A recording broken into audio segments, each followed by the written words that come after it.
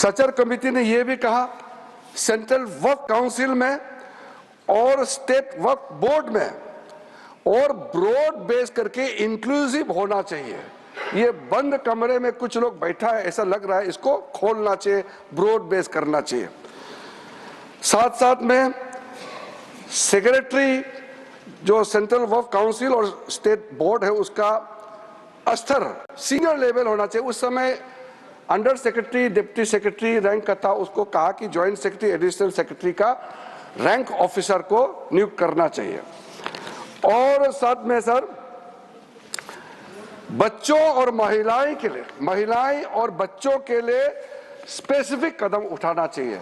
इस सच्चर कमेटी ने उस समय रिकमेंडेशन किया। और उसके बाद एक ज्वाइंट पार्लियामेंट्री कमेटी का गठन हुआ जिसका अध्यक्षता के रहमान खान ने किया। और के रहमान खान जी अल्पसंख्यक मामलों का मंत्री भी रहा है, वरिष्ठ सदस्य थे। उन्होंने फिर पूरे ऑल पार्टी का सदस्य का एक जेपीसी हेड किया, उसमें कई मुद्दे उन्होंने रखे हैं और रेकमेंड किए हैं। मैं मेन वाला को यहाँ पॉइंट आउट करना चाहता हूँ। एक तो उन्होंने पॉइंट आउट किया कि जो इंफ्रास्ट्रक्चर है वक्फ बोर्ड का वो काफ़ी नहीं है और मैन पावर और फंड बहुत ही मीगर है, कम है, छोटा है, वो काफ़ी नहीं है। दूसरा कहा कि ऐसा लगता है कि सारा जो झंझट है वो मुतावली पे केंद्रित है। मुतावली को कैसे अपॉइंट करना चाहिए, कैसे हटाना चाहिए, सारा विषय वही केंद्रित है। इसको भी पॉइंट आउट किया है। फिर डॉक्यूमेंटेशन के बारे में और सर्वे के बारे में वक्फ प्रॉपर्टी और लीगल जो सेटअप होना चाहिए वक्फ को लेकर के, इसके बारे में भी computerisation of Waqf board, central data bank होना चाहिए, इसका भी उस समय के जेपीसी ने कहा। म्यूटेशंस, रेवेन्यू रिकॉर्ड और to adopt sound and acceptable financial and budgetary practices, इसका भी सुझाव दिया। और फिर लीज करने का जो वक्फ प्रॉपर्टी को किस तरीके से लीज होना चाहिए इसका भी सुझाव दिया है। जितना ये तीन कमेटी रिपोर्ट्स सचर कमेटी को मिलाते हुए जो मुख्य रिपोर्ट रिकमेंडेशन किया है, सर मैं आपके माध्यम से सदन को बताना चाहता हूं, वो सारा रिकमेंडेशन रिपोर्ट्स को हम लेकर के आज ये बिल लेकर के, अमेंडमेंट बिल लेकर के इस सदन में आया है। इसलिए ये तीनों कमेटी, ये कांग्रेस सरकार में जो दूसरे और तीसरे कमेटी तो यूपीए सरकार थे, लेकिन शुरू वाला तो प्योर कांग्रेस गवर्नमेंट था। तो मैं मुख्य रूप से कांग्रेस पार्टी को और उसके जो सहयोगी दल है, मैं अपील करना चाहता हूं कि आज जो बड़ा कदम माननीय प्रधानमंत्री जी के नेतृत्व में हमने ये 2025 का वक्फ संशोधन बिल लेके आया है, तो आपका ही सोच विचार को आप जो पूरा नहीं कर पाया उसको पूरा करने का हिम्मत नरेंद्र मोदी जी सरकार ने लेके आया है, तो आप जरूर समर्थन करना चाहिए। आदरणीय अध्यक्ष महोदय जी, कई लोगों का हमने स्टेटमेंट सुना है टेलीविजन में भी और कल दूसरे सदन में भी। ये कोई नया कदम तो हम नहीं उठा रहे हैं, इतिहास सबको मालूम है। संक्षेप में 1894 में जो प्रीवी काउंसिल ने वक्फ अल औलाद, जो बच्चों के लिए वक्फ क्रिएट करते हैं, उसको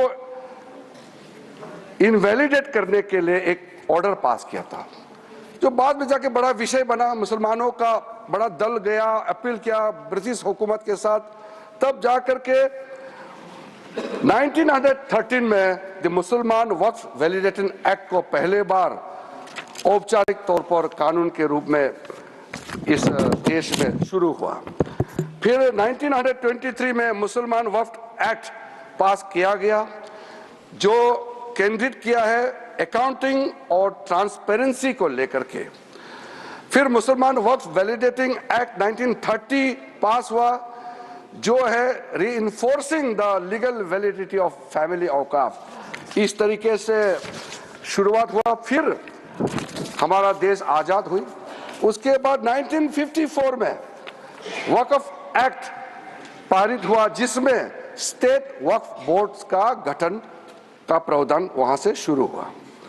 फिर उसके बाद में 1959, 1964, 1969 और 1984 में वक्फ एक्ट 1954 को फिर से संशोधित करके यहां से पास हुआ, और 1995 में सबसे ब्रॉड बेस्ड बिल फाइनली जो आया, जिसको आज हम अमेंडमेंट कर रहे हैं, जिसमें ट्राइब्यूनल गठन का प्रावधान रखा गया। सेंट्रल वक्फ काउंसिल, जो आज के दिन में मैं उसका अध्यक्ष के रूप में काम कर रहा हूं, उसका गठन हुआ। फिर जो वक्फ जिसका इनकम 5 लाख से ज्यादा है, उसमें एग्जीक्यूटिव ऑफिसर अपॉइंट होना चाहिए, यह प्रावधान शुरू हुआ है।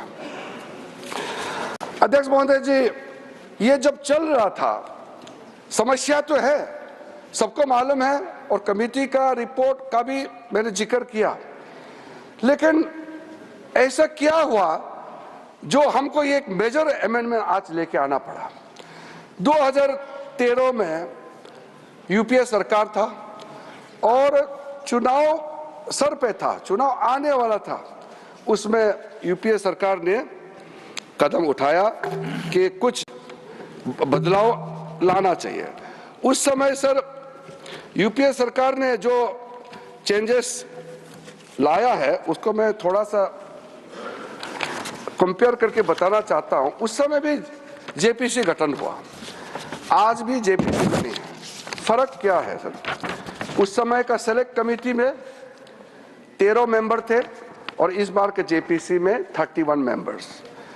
उस समय का सेलेक्ट कमेटी का टोटल सीटिंग हुआ 22 बार, इस बार का जेपीसी का टोटल सीटिंग हुआ है 36। उस समय total delegation, organisation, stakeholder जो सेलेक्ट कमेटी के सामने में पेशकश हुआ 18 और इस बार 284। उस समय 14 राज्य और केंद्र शासित प्रदेशों से चर्चा हुई, इस बार 25 state board, state government, 5 minority commission और कई विधायक एमपी, तो उसका हिसाब ही नहीं है। टोटल मेमोरेंडम रिसीव किया उस समय 32 और इस बार का तो मैंने पहले बता दिया 97,27,772 प्लस अनौपचारिक रूप से हमारा मंत्रालय में भी लाखों के संख्या में हमने रिसीव किया है। उस समय का सेलेक्ट कमेटी कहां विजिट किया? ले, जम्मू, श्रीनगर। उस समय ये तीनों एक ही स्टेट था। ले अभी यूनियन टेरिटरी हो गया, जम्मू, श्रीनगर। और इस बार कहां विजिट किया, मैंने आपको नाम पहले ही बता दिया किस किस शहरों में इस कमेटी ने विजिट किया है।